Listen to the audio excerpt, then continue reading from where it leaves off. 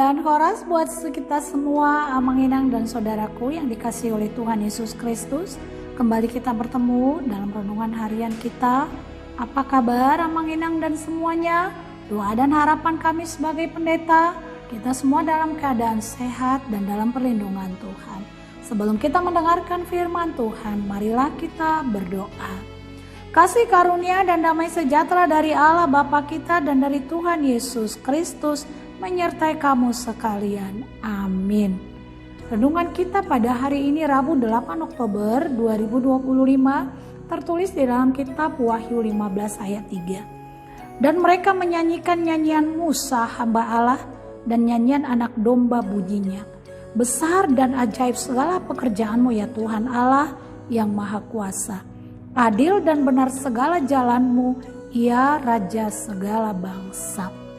Sembah dan muliakanlah nama Tuhan. Saudaraku yang dikasihi oleh Tuhan Yesus Kristus, kitab Wahyu, bahasa Batak Pangukapon, bahasa Inggrisnya Revelation, syarat dengan aneka penglihatan, simbol dan angka tertentu yang diwahyukan kepada Rasul Yohanes oleh Yesus Kristus. Salah satu penglihatan Yohanes adalah renungan kita hari ini, di mana dia menggambarkan di mana ada sekumpulan besar orang yang keluar dari kesusahan besar, yaitu orang yang setia percaya kepada Yesus menyanyikan nyanyian anak domba. Isinya adalah Kristus sang anak domba telah memberikan kemenangan dengan ajaib kepada umatnya yang tetap setia dan percaya walaupun mengalami pergumulan yang sangat berat.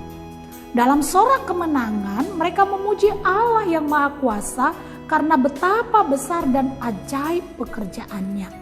Kemenangan yang diraih oleh umat Tuhan itu bukan karena kekuatan dan kehebatan mereka, melainkan karena kebesaran dan keajaiban Allah yang Maha Kuasa. Nyanyian ini merujuk pada nyanyian Musa di dalam kitab Keluaran 15 dan Ulangan 32. Nyanyian tersebut merupakan nyanyian kemenangan. Pada waktu itu, Musa bersyukur dan merayakan kemenangan atas Firaun Raja Mesir. Mereka menyadari kemenangan yang diraih oleh umat Tuhan itu bukan karena kekuatan dan kehebatan umat, melainkan karena besarnya keajaiban Allah yang Maha Kuasa. Dalam segala karyanya, Allah selalu mengingat umatnya. Karena itu, umat menyatakan syukur dengan mengumandangkan nyanyian kemenangan kepada Tuhan, Raja segala bangsa. Jika dalam renungan kita ini, Yohanes melihat kemenangan terjadi bagi umat Tuhan, demikian jugalah pasti yang akan terjadi dalam kehidupan kita, orang-orang yang percaya saat ini.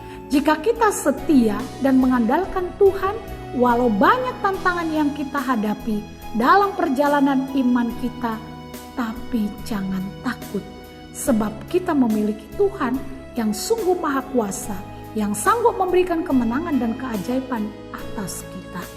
Sebesar apapun pergumulan yang kita hadapi, percayalah, Tuhan selalu menyertai dan kasih-Nya menaungi kita. Mungkin orang-orang yang ada di sekitar kita mulai meninggalkan kita. Namun satu hal yang perlu dan tetap kita ingat, bahwa Tuhan peduli kepada kita. Dia tidak pernah meninggalkan kita. Bahkan Dia berjanji akan memberikan kelegaan kepada setiap kita yang letih lesu dan berbeban berat. Dan sadarilah, jika kita terlepas dari kesulitan besar dan pergumulan hidup, itu semua bukan karena kekuatan dan hebatnya kita, tapi itu semua adalah pertolongan keajaiban dari Tuhan. Maka bersyukurlah dan nyanyikanlah pujian bagi Tuhan.